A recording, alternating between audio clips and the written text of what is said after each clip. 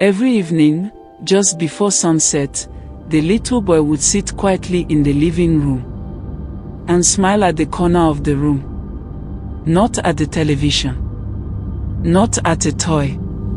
Not at anyone standing there. Just the corner. Then he would laugh softly. Sometimes he would whisper. Sometimes he would nod as if someone had said something to him. At first, nobody paid much attention. Because children do strange things all the time. They invent imaginary friends. They talk to toys. They create entire worlds inside their heads. So his parents simply smiled and thought nothing of it. But after a while, things began to feel strange. His name was Daniel. Daniel was 6 years old. He was cheerful, always laughing, always running around the house, always asking questions. He loved drawing animals with uneven legs and giant heads. He loved eating mangoes. He loved chasing butterflies outside. And he had one habit that everyone found amusing. Every day, he talked to someone nobody else could see. Sometimes he sat in the living room corner. Sometimes he stood by the kitchen doorway. Sometimes he stared into empty spaces and smiled. His mother once laughed and asked him, "Daniel, who are you talking to?" He looked at her casually, like the answer was obvious. "My friend." She smiled. "Oh, and what's your friend's name?" Daniel shrugged. "He didn't tell me." His mother laughed. "Then how do you know he's your friend?" Daniel looked confused. "Because he talks to me." His answer felt innocent. Simple. Normal. So she thought nothing of it. Children had imaginary friends all the time. Days passed. Then weeks. Daniel kept talking to his friend. Sometimes his parents heard him giggling alone. Sometimes they heard him whispering during playtime. One afternoon, Daniel suddenly walked into the kitchen. He tugged on his mother's dress. "Mommy." "Yes." "The keys are under the blue chair." She frowned. "What keys?" "The car keys." Her smile disappeared. She had been searching for them for almost 20 minutes.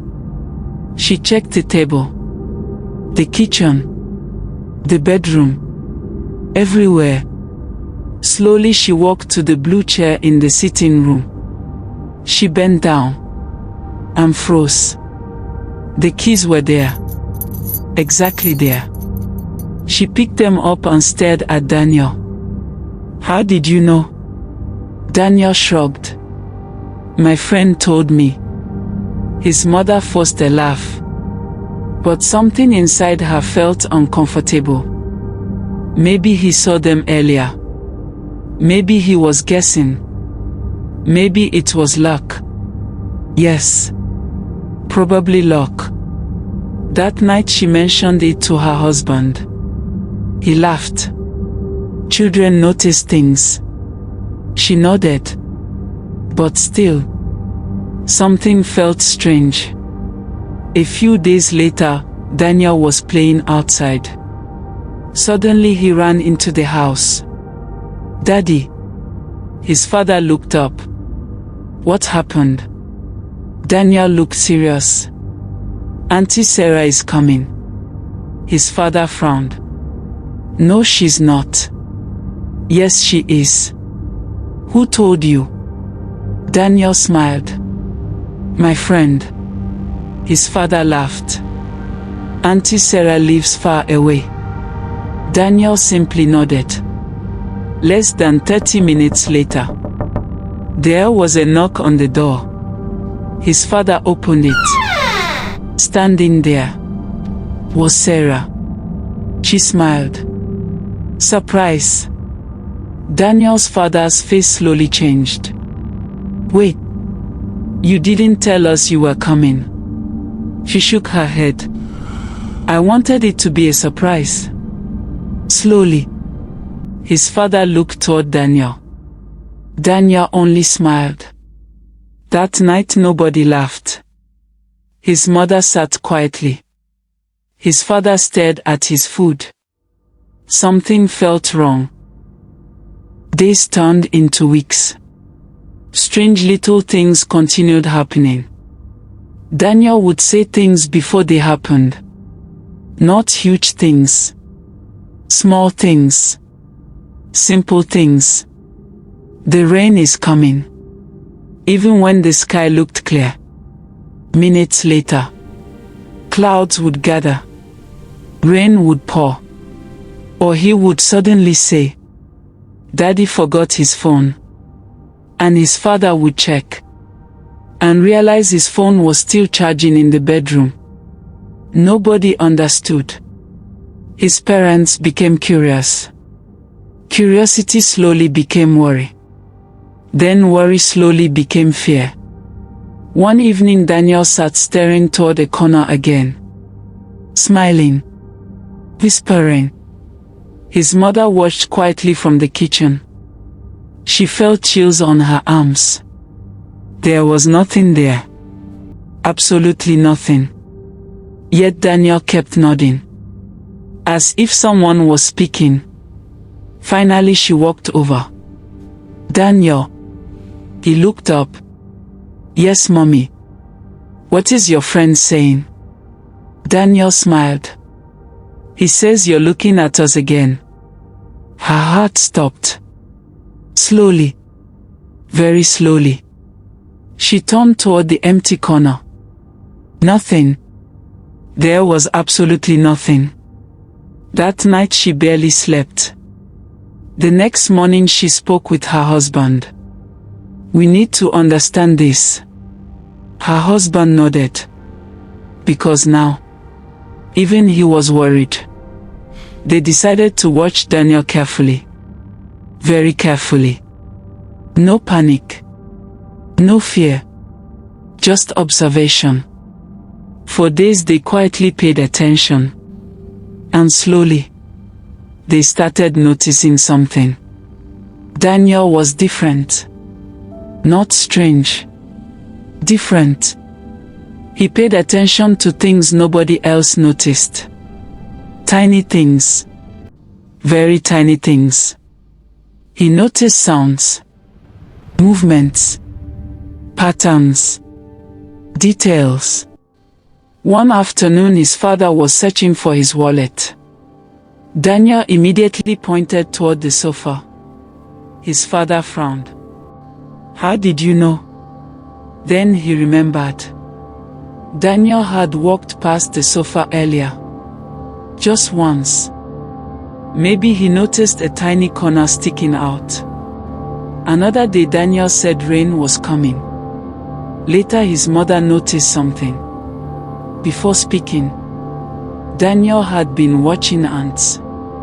Long lines of ants. Carrying food quickly. Animals often react to weather changes before people notice. Daniel had seen it.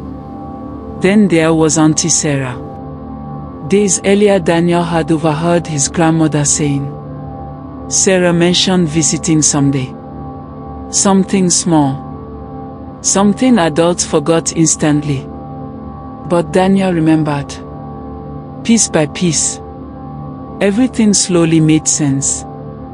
The mysterious friend was never really giving him secrets. Daniel himself was noticing clues. Tiny clues adults ignored. Sounds. Expressions. Movements. Missing details. His imagination simply turned his observations into a friend. Children often understand things differently. They create stories around what they see. And Daniel's mind had created someone helping him connect everything together. His parents felt relief wash over them. Not fear. Relief. Weeks later, Daniel sat smiling at the corner again. His mother walked over and sat beside him. "So," she said softly, "your friend still talks to you?" Daniel smiled. Tell me about your friend. "Sometimes." "What does he say?" Daniel looked toward the corner, then looked back at her. "He says adults don't look carefully." His mother stared at him, then suddenly laughed. Because this time, she understood. Children notice everything. The little sounds we ignore. The expressions we miss. The things we walk past every day. Adults become busy. We rush.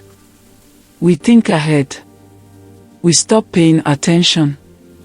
But children see the world differently. They look carefully. They listen carefully. And sometimes, they understand things we completely miss. So if a child tells you something strange, don't dismiss it immediately. Listen. Observe.